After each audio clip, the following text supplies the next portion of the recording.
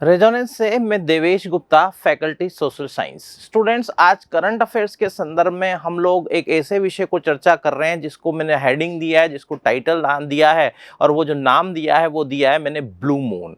अगर हम लोग ब्लू मून की बात करें तो समाचार पत्रों में भी ये अगस्त 2023 में ये चर्चा का विषय बना हुआ है, और एक बार नहीं दो दो बार अगर हम लोग सुपर मून की बात करें तो वो दिखाई देने का संयोग हुआ है। तो ये क्या है ब्लू मून, इसके बारे में हम लोग जानकारी लेंगे। और निश्चित रूप से प्रतियोगी परीक्षा में ब्लू मून से संबंधित जो घटना, आकाशीय घटना इस माह दिखाई देगी, इस माह दिखाई देने वाली जो घटना होगी उस पर अगर कोई क्वेश्चन बनता है तो आप संभवतः उसे क्लियर कर पाएंगे, और आकाशीय घटनाओं में ये बड़ा महत्वपूर्ण होगा। तो इसे जो नाम दिया है मैंने वो ब्लू मून नाम दिया है, इसे ब्लू मून ही कहा जाता है, इसीलिए ब्लू मून के नाम से ये हेडिंग हम लोगों ने यहाँ पर तय किया है। अब देखें, आखिर आकाशीय घटनाएं जो अभी इस माह होने वाली है उनसे संदर्भ में, उसके संदर्भ में हम कॉन्सेप्ट को क्लियर करेंगे, उसे समझेंगे। तो देखें यहाँ पर ब्लू मून जो आपका हेडिंग दिया है वो ब्लू मून यहां पर लिखा हुआ है। इसके अलावा यहां पर आपको 4 आकाशीय घटनाओं के बारे में, जो खगोलीय घटनाएं होंगी वो 4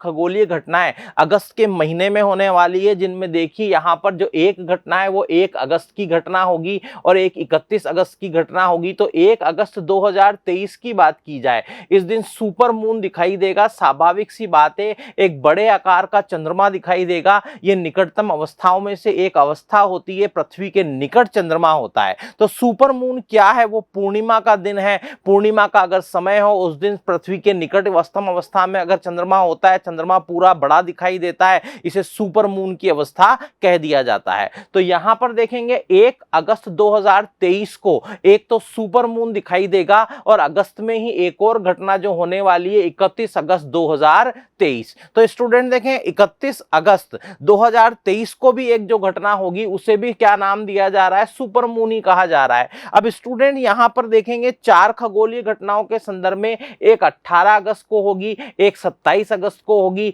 तो चारों घटनाओं को मैंने यहां पर हाईलाइट कर दिया है। तो अगस्त महीने की चारों घटनाओं में 2 बार तो सुपर मून दिखाई देगा, एक बार अगस्त में दिखाई देगा 1 तारीख को, दूसरी बार भी अगस्त में दिखाई देगा 31 तारीख को। तो कुल मिलाकर 2 बार सुपर मून की अवस्थाएं बनी हैं। अब यहां पर देखिए मैंने एक ही जगह पर ब्लू मून लिखा हुआ है। स्टूडेंट, आप लोगों को यह ध्यान रखना है, अगर एक महीने में 2 बार, ये अगस्त महीने में 1 बार और अगस्त महीने में ही दूसरी बार सुपर मून की, फुल मून की घटना हो रही है, सुपर मून की घटना दिख रही है, पूर्णिमा का दिन है, चांद बड़ा दिखाई देगा, तो कुल मिलाकर अगर एक महीने में दूसरी बार सुपर मून दिखाई दे तो जो दूसरा मून होता है उसे ब्लू मून कहा जाता है। स्टूडेंट, यहां पर आप लोगों के लिए जो इंपॉर्टेंट है वो चीज यहां पर देख लीजिए, नाम तो ब्लू मून ही दिया जाता है, इसे ब्लू मून कहा जाता है, लेकिन अगर स्लाइड में भी आप देखेंगे हल्का सा ये पीले रंग का दिखाई देता है, या यूं कह दो कभी ये हल्का सा नारंगी रंग का दिखाई देता है,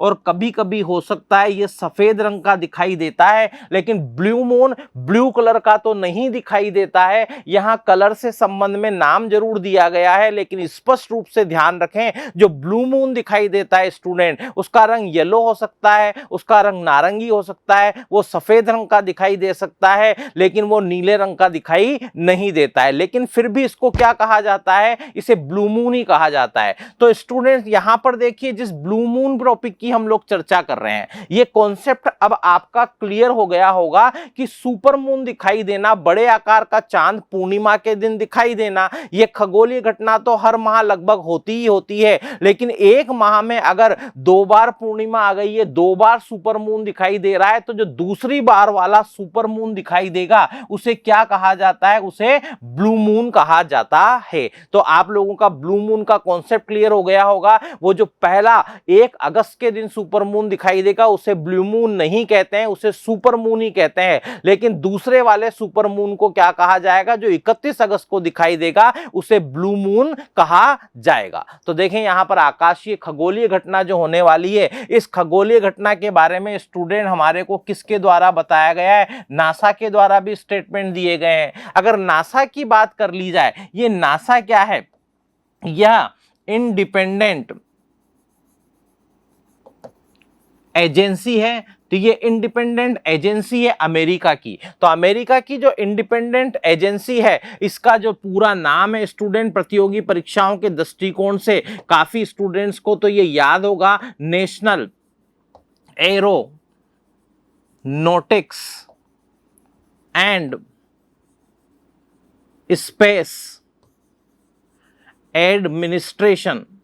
तो यहां पर देखें national aeronautic and space administration जो अमेरिका की एक इंडिपेंडेंट एजेंसी है, अंतरिक्ष अनुसंधान के क्षेत्र में भी कार्य करती है। तो यहीं पर बात करेंगे अगर हम लोग भारत में भी क्या इस तरह की कोई संस्था काम करती है, तो भारत में कौन सी संस्था काम करती है? इसरो काम करती है, इंडियन स्पेस रिसर्च ऑर्गेनाइजेशन काम करती है, जो खगोलीय घटनाएं अन्वेषण के कार्य में लगी रहती है, खगोलीय घटनाओं के बारे में हमें बताती है, वहां रिसर्च करना उनका कार्य है। तो यहीं पर देखेंगे अमेरिका की जो इंडिपेंडेंट एजेंसी है NASA, national aeronautics and space administration, इसके द्वारा क्या बताया गया है कि 4 खगोलीय घटनाएं जो अंतरिक्ष में दिखाई देंगी उनमें एक घटना कौन सी होने वाली है? 18 अगस्त को होने वाली है। तो स्टूडेंट यहां पर देखेंगे जो 18 अगस्त को जो घटना होने वाली है उसे पूरे वर्ड में क्या नाम दिया गया है? No shadow day. तो आप समझ ही गए होंगे वो दिन जबकि छाया या परछाई नहीं दिखाई दे। 18 अगस्त को स्थिति यह बनेगी कि यहां पर सूर्य पृथ्वी के ठीक ऊपर होगा।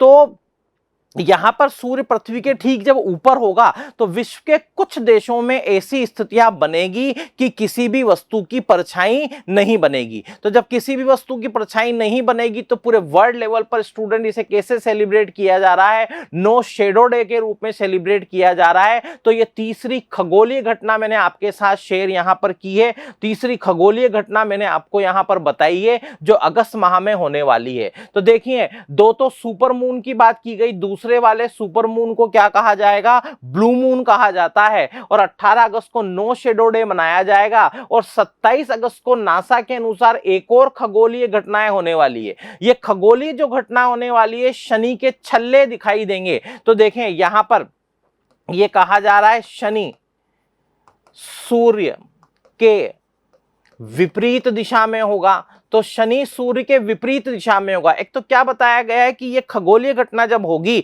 तो शनि सूर्य के ठीक विपरीत दिशा में होगा और पृथ्वी की निकटतम अवस्था में भी यह दिखाई देगा। तो शनि इस दिन क्या होगा कि पृथ्वी से निकटतम दूरी पर भी दिखाई देगा और सूर्य के विपरीत दिशा में होगा। तो शनि के जो रिंग दिखाई देते हैं, जो शनि के जो रिंग होते हैं वो पृथ्वी से बिना किसी उपकरण की सहायता के देखे जा सकेंगे। तो आकाशीय खगोलीय घटनाओं में शनि के छल्ले भी बिना किसी उपकरण की सहायता के देखे जा सकेंगे, नासा के अनुसार यह बताया गया है। तो खगोलीय घटनाओं में अगर हम लोग यहां बात कर ले तो ब्लू मून बड़ा महत्वपूर्ण है। नो शेडो डे मनाया जाएगा। 27 अगस्त को शनि के छल्ले दिखाई देंगे। स्टूडेंट यहां पर देखें कि जो दूसरा सुपर मून होता है उसे ही ब्लू मून कहा जाता है। जब एक ही महीने के अंदर ऐसी स्थिति बने, वैसे एक वर्ष में 12 पूर्णिमा होती है। तो एक वर्ष के अंदर कितनी पूर्णिमा होती है? 12 पूर्णिमा होती है और कभी कभी 13 पूर्णिमा भी होती है। परंतु कभी कभी संयोग से ऐसी स्थिति बनती है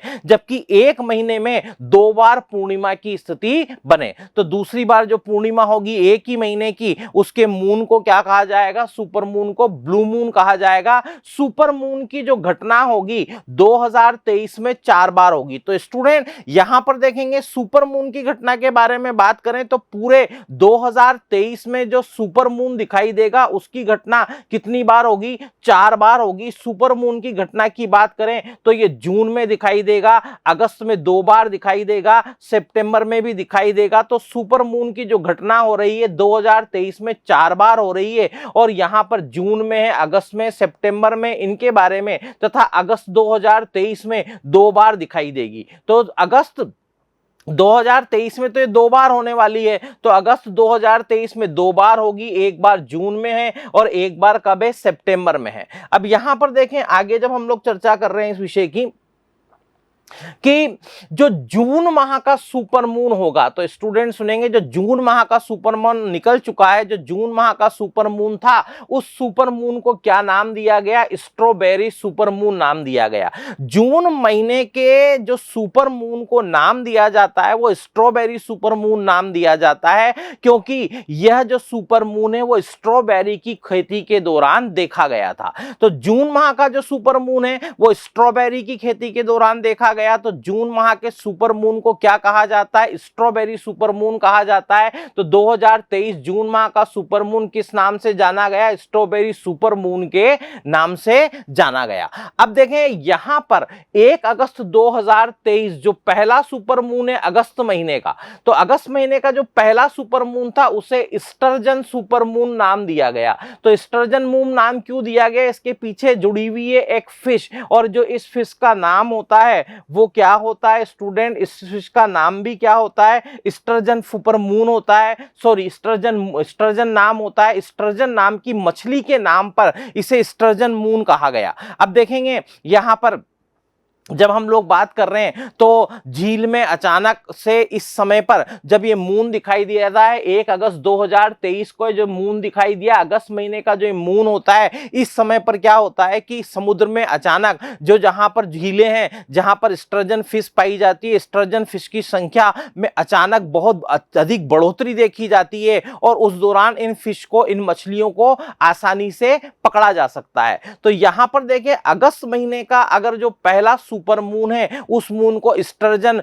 मून नाम दिया जाता है। ये पहला मून है जो स्टर्जन मून कहलाया था। तो अब आपको समझ में आ गया होगा जून महीने का जो मून था, सुपर मून था, उसे स्ट्रॉबेरी सुपर मून कहा गया। 1 अगस्त 2023 के सुपर मून को स्टर्जन सुपर मून कहा गया। अब देखें यहां पर स्टर्जन जो फिश है, इस फिश का मैंने एक डायग्राम या चित्र आपके साथ शेयर किया है। यहां पर देखेंगे इसे वैज्ञानिकों ने एक नाम दिया हुआ है, इसे जीवित जीवाश्म भी कहा जाता है। स्टूडेंट देखेंगे कौन सी फिश जीवित जीवाश्म या लिविंग फॉसिल्स कहलाती है? वो स्टर्जन कहलाती है। आपके कॉम्पिटिटिव एग्जाम्स के लिए एक महत्वपूर्ण क्वेश्चन यहां पर क्लियर होता है। तो जो स्टर्जन फिश है वो लिविंग फॉसिल्स कहला रही है, क्योंकि सदियां बीत जाने के बाद भी, कई वर्षों के बाद भी, हजारों वर्ष बीत चुके हैं, लेकिन वैज्ञानिकों ने यह पाया है कि इन मछलियों की जो मूल संरचना है, जो उनका स्ट्रक्चर है, उस संरचना में कोई परिवर्तन भी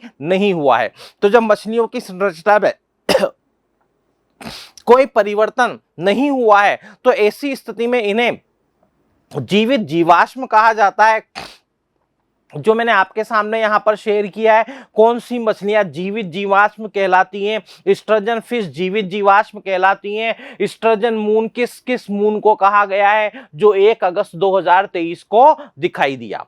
अब देखें यहां पर एक डायग्राम मैंने ब्लू मून के संदर्भ में बताया है आपको। यहां पर ये अर्थ को शो किया गया है। तो बीच में यहां पर क्या दिखाई दे रही है स्टूडेंट्स? अर्थ दिखाई दे रही है। उसके चारों ओर परिक्रमा करते हुए चंद्रमा को हमने यहां पर दिखाया है। जब अर्थ से सर्वाधिक दूरी पर चंद्रमा या फिर कोई सैटेलाइट या फिर कोई जो उपग्रह है, मान लीजिए वो पृथ्वी से सर्वाधिक दूरी पर हो परिक्रमा करते समय, तो कोई भी सैटेलाइट हो या मून हो, वो अपनी सर्वाधिक दूरी पर है। स्वाभाविक सी बात है, मून भी एक तरह का नेचुरल सैटेलाइट ही है। तो कोई सैटेलाइट हो, कोई मून की, जब किसी मून की बात की जा रही है अर्थ की परिक्रमा करते समय, जब वो मैक्सिमम डिस्टेंस पर होता है तो इसे एपोजी स्थिति कहा जाता है। अपोजी स्थिति कहा जाता है। अपोजी के बाद अगर हम पेरिजी की बात करें, तो पेरिजी की बात कर रहे हैं तो ये निकटतम स्थिति होती है। तो पृथ्वी से निकटतम दूरी पर मून होता है, और इस समय जो मून की जो ब्राइटनेस है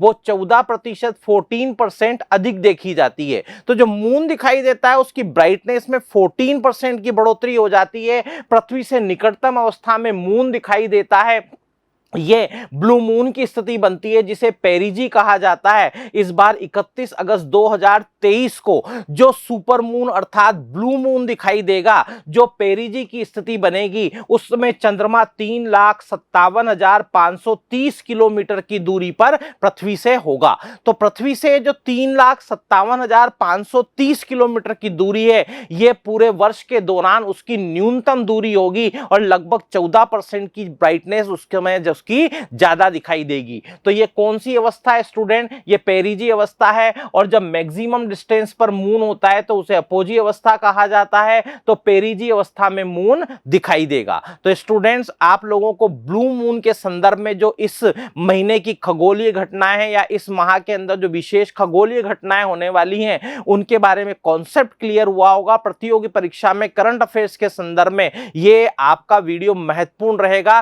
प्रतियोगी परीक्षाओं के लिए आपको बहुत बहुत शुभकामनाएं।